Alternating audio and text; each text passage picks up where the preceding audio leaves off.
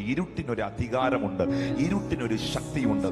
നിങ്ങൾ ഇന്ന് രാത്രിയിൽ വാഹനം ഓടിച്ചു കൊണ്ടുപോകുമ്പോൾ ഇരുട്ടുള്ള ഒരു സ്ഥലത്ത് നിങ്ങളുടെ വണ്ടിയുടെ ഹെഡ്ലൈറ്റ് ഓഫായി പോയാൽ ആ ഇരുട്ട് നിലനിൽക്കുന്ന കാരണം കൊണ്ട്, ലൈറ്റ് ഓഫായ കാരണം കൊണ്ട് നിങ്ങൾക്ക് മുൻപോട്ട് പോകുവാൻ കഴിയത്തില്ല. ഒരു മനുഷ്യനും ഇരുട്ടത്ത് വേഗത ഉണ്ടാകത്തില്ല. ഇരുട്ട് നിങ്ങളുടെ വേഗതകളെ കുറയ്ക്കുന്നതാണ്.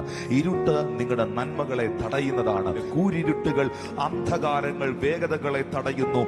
യേശു കർത്താവ് എവിടെ കടന്നു വരുന്നോ അവിടെ ഇരുട്ടിന്റെ സ്വാധീനങ്ങൾ തന്നെ തകർന്നു മാറും. ഒരിക്കലും വെളിച്ചം വരുമ്പോൾ ഇരുട്ടിനോട് പോകാൻ പറയേണ്ട ആവശ്യമില്ല. വെളിച്ചം വരുമ്പോൾ ഇരുട്ട് തനിയെ മാറിപ്പോകും. വെളിച്ചം വരുമ്പോൾ ഇരുട്ട് തനിയെ മാറിപ്പോകും. നിങ്ങൾക്കറിയാമോ, യേശു ഒരു കുടുംബത്തിൽ വന്നാൽ ആ കുടുംബം വെളിച്ചമാകും. യേശു ഒരു ദേശത്തിൽ വന്നാൽ ആ ദേശം വെളിച്ചമാകും. യേശു ഒരു സഭയിൽ വന്നാൽ ആ സഭ വെളിച്ചമാകും. സ്വർഗം വെളിച്ചമായിരിക്കുന്നതിന്റെ കാരണം, സ്വർഗം വെളിച്ചമായിരിക്കുന്നതിന്റെ കാരണം യേശുവിന്റെ പ്രസൻസ് ആണ്. നരകം ഇരുട്ടായി പോയതിന്റെ കാരണം യേശുവിന്റെ ആബ്സെൻസ് ആണ്. യേശു നിന്നിൽ വന്നാൽ നിന്റെ വീടൊരു നരകമാകത്തില്ല, നിന്റെ വീടൊരു സ്വർഗമായി തീരും. യേശു നിന്റെ കുടുംബത്തിൽ വന്നാൽ നിന്റെ കുടുംബം ഒരു നരകമാകത്തില്ല, നിന്റെ കുടുംബം ഒരു സ്വർഗമായി തീരും.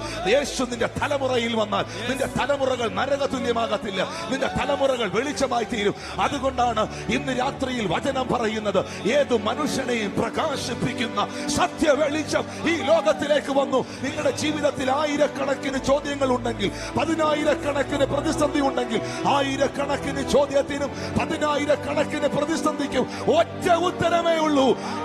I am the light of the world. ഞാൻ ലോകത്തിന്റെ വെളിച്ചമാകുന്നു.